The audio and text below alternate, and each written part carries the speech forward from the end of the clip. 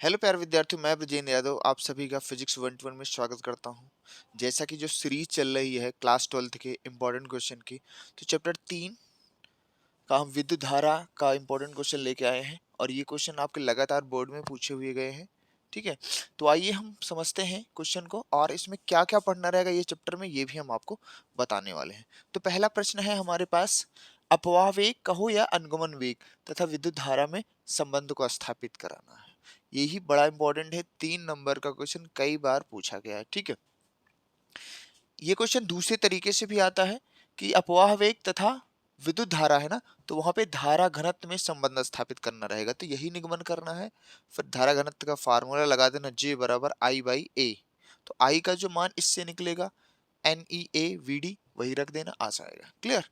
तो ये दो तरीके से पूछा जाता है। ठीक, बहुत इंपॉर्टेंट है, आप इसको याद रखेंगे। दूसरा है, अनुगमन वेग से क्या समझते हैं, इसकी सहायता से ओम के नियम का सत्यापन। This is the very most important question इस चैप्टर का। अनुगमन वेग की डेफिनेशन तो आना ही चाहिए, इसमें भी पूछ लेता है आगे, तब ये संबंध पूछता है, तो ये आपको सिद्ध करना आना चाहिए, ये इंपॉर्टेंट है, आप तैयार रखें। उसके बाद किरचॉफ का नियम। किरचॉफ का नियम बहुत ज्यादा इंपॉर्टेंट है। किरचॉफ का दो नियम है, एक संधि का नियम है, एक बंद पाश का नियम है। तो संधि का नियम तो आसान है, नॉर्मल है, सबको याद आ जाता है, आवेश संरक्षण के सिद्धांत पे आधारित है। लेकिन जो दूसरा नियम है बहुत इंपॉर्टेंट है, किरचॉफ का जो बंद पास का दूसरा नियम है, ये बहुत इंपॉर्टेंट है, आप इसको याद रखें और इससे जो सवाल आती है इसको बनाना आप सीखें। अगर आपको नहीं आ रही है तो आप इस चीज को सीखो, है ना। अगर फिर भी अगर कहीं से रिसोर्स से नहीं मिल पा रहा है तो आप हमें बताइए, हम नेक्स्ट वीडियो में इन सब सवालों का जो कॉन्सेप्ट है सब बताएंगे। लेकिन एक बात याद रखना, किरचॉफ का द्वितीय नियम तो आएगा ही आएगा और उस पर सवाल आपको बनाना आना चाहिए। क्लियर? उसके बाद व्हीट स्टोन सेतु पढ़ लेना है आपको। परिपथ आरेख इसका देख लीजिएगा। सिद्धांत क्या है ये पढ़ना है आपको। संतुलन अवस्था का सूत्र, संतुलन अवस्था का सूत्र भी ज्ञात करना है आपको व्हीट स्टोन सेतु का। ठीक है, और ये भी कह देता है कि व्हीट स्टोन सेतु, है ना, यानी किरचॉफ के आधार पे, किरचॉफ के नियम के आधार पर व्हीट स्टोन सेतु के संतुलन की अवस्था प्राप्त करें, तो ये वही चीज है। ठीक है, ये सब चीजें आप क्या करेंगे, याद रखेंगे। तीसरा है विभव मापी। विभव मापी में आपको क्या पढ़ना है, उसका सिद्धांत पढ़ना है। सुग्राहिता क्या होती है उसकी देख लेना है। विद्युत वाहक बल ज्ञात करना, विभव मापी से दो सेलों को विद्युत वाहक बल ज्ञात करना और सेल का आंतरिक प्रतिरोध ज्ञात करना आपको पता होना चाहिए। क्लियर? अब यहाँ पे मैं इन सब अगर संबंध को मैं लिख दूं आपके पास, ये देखो, ये जो पहला वाला संबंध है आपका आएगा I बराबर NeA/VD, ये संबंध आएगा पहले में। दूसरा तो आपको पता है ओम्स लॉ है, R बराबर V बाई आई, आपको प्रूफ करना रहेगा, R बराबर V बाई आई। ठीक है, R बराबर V बाई आई।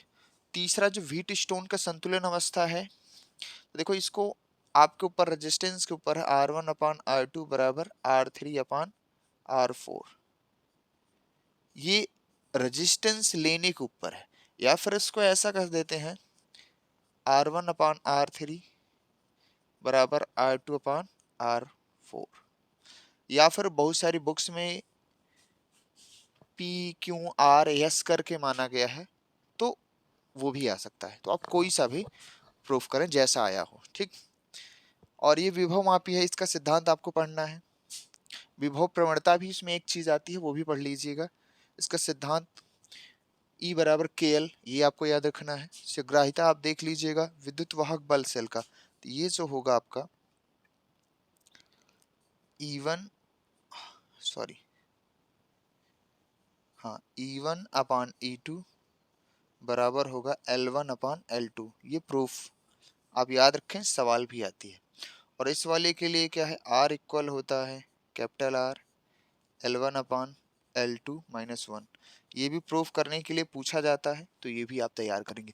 ये सब क्वेश्चन तो आपको तैयार ही करना है, लेकिन मेरी एक बात और ध्यान से सुनिएगा, जो क्वेश्चन पढ़ो उसमें हर एक चीज पढ़ो। क्लियर? उसका उपयोग, उसकी सुग्राहिता, किस सिद्धांत पे काम करता है, किस नियम पे आधारित है, ये सारी चीज आप पढ़ें।